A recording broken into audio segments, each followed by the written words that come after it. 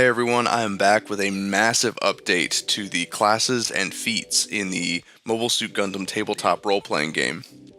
Let's just hop right into the changes and I'll try and explain my reasoning behind making some of these updates and hopefully you'll agree with me. So one major change that I made was I redesigned the specialties, aka classes, off of the classes from the old Star Wars D20 game. Each specialty probably only has one or two unique class features, and then you actually will have the ability to add feats in addition to adding ability score increases as your level goes up. And this allows players to have a little bit more customization over the direction that their player goes in. And we haven't even gotten into multi-classing yet, but that is something that's on our plate for later on down the road. But even within one class, you're going to have a lot of customization options available to you by selecting different feats at the appropriate levels. Some classes get more feats than others, which is pretty normal. I believe in the old Star Wars D20 game, the Scout got the most feats. I mean, it was like something like they get 18 feats compared to some of the other classes only get 9. So there might be a balancing issue that I'll have to work out later on once we get into some deeper playtesting.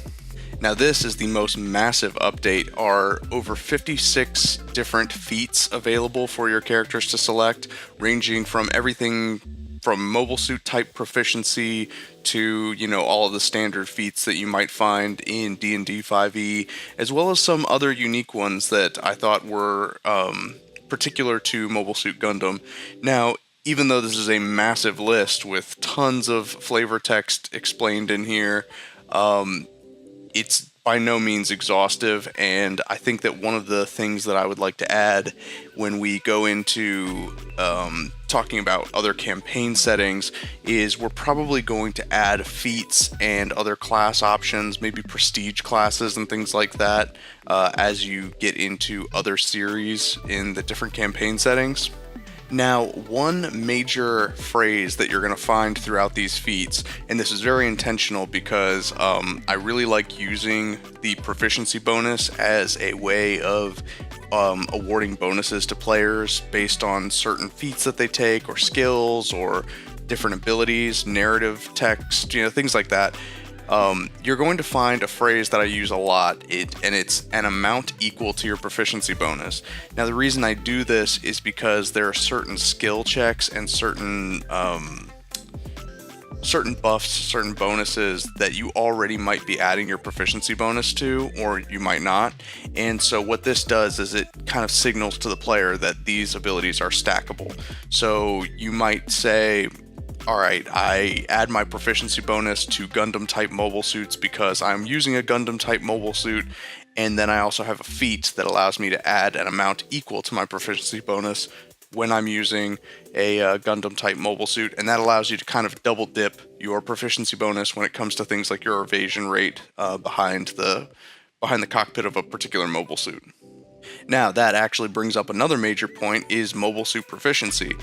I have completely redesigned the mobile suit system, and you'll see that I've ripped out the old mobile suit text. It's still based on the idea that mobile suits are like armor that you can don and doff, and you can use any number of mobile suits throughout your campaign.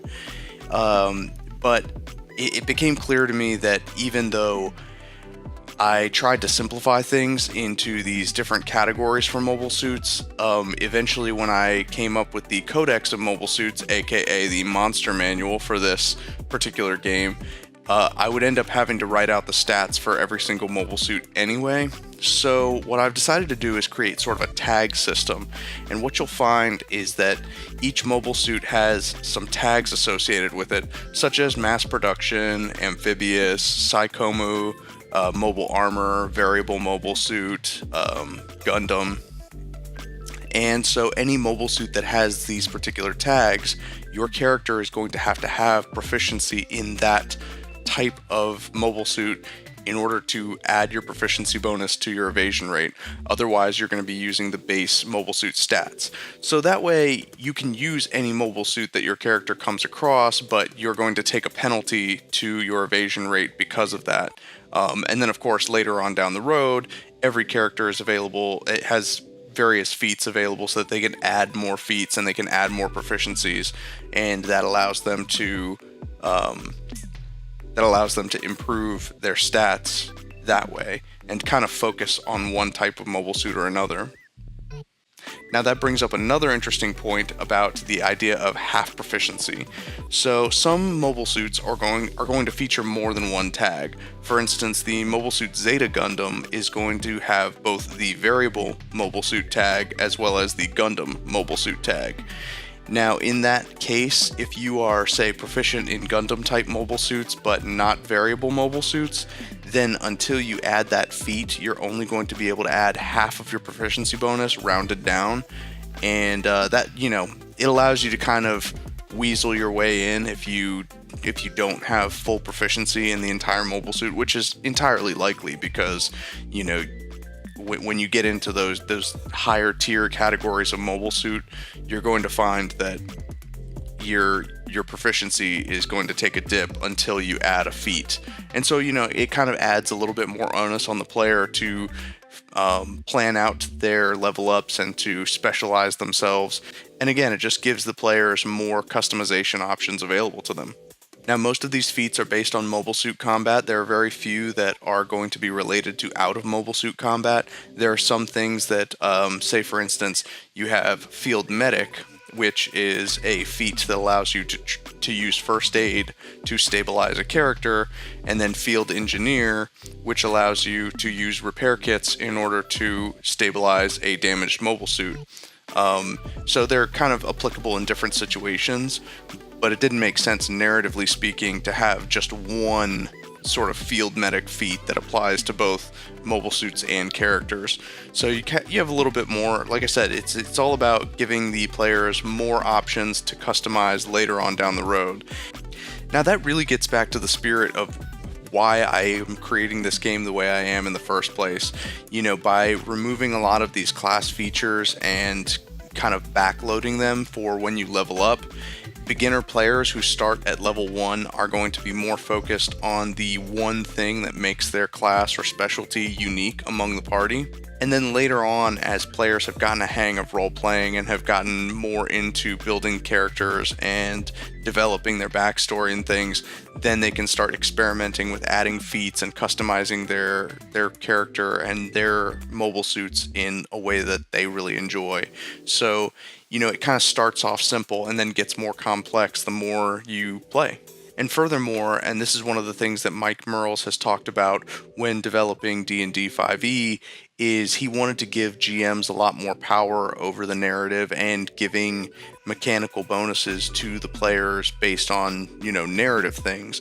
So that isn't to say that you will never be able to pilot a Gundam mobile suit unless you take the Gundam mobile suit proficiency feat. Maybe you could work out a scenario with the GM where your character becomes proficient as a result of some inciting incident, and that allows you to kind of save your feat to invest it in a different ability later on. So, none of these things are hard and fast rules, and again, that's kind of goes back to the idea of I wanted to keep everything simple. I wanted to give players and GMs a lot more power and a lot more decision-making ability at the table, as opposed to digging through the rulebook every time there's a discussion or debate about a particular, errata or phrasing of a specific rule.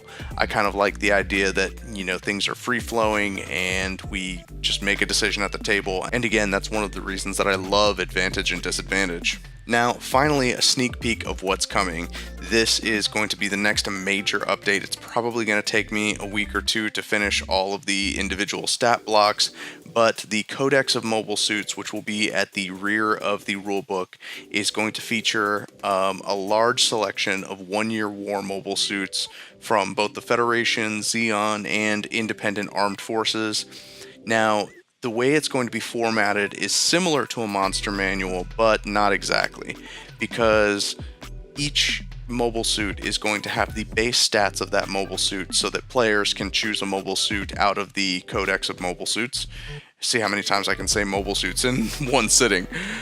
So you'll be able to choose your mobile suit out of this codex, but there will also be a selection of 2 to 3 bad guys or enemies that the GM can use stat blocks as they would be presented in the monster manual. This is sort of a half and half equipment page / monster manual, and you're going to have, an ensign level and an officer level stat block for each mobile suit so that you can, quickly provide enemies for your players. So it's kind of a dual purpose codex, and I hope that it's going to be really helpful for people. So that's it. It is a massive update available now. The link is in the description below so that you can check it out for yourself. If you have any questions, concerns, and anything that you want to bring up, or maybe ideas for other feats that you would like to include, then let me know in the comments down below. I'm happy to be back making videos. I have moved into a new house and I still need to paint and decorate the new studio so that I can make even more Gunpla related content, Gundam tabletop content, and we're also going to have enough room in there so that my D&D group can start streaming our adventures, which, that should be fun for everyone involved. As always, if you're enjoying everything so far, please hit the like button and subscribe. And I will see you guys next time with the Codex of Mobile Suits. Later.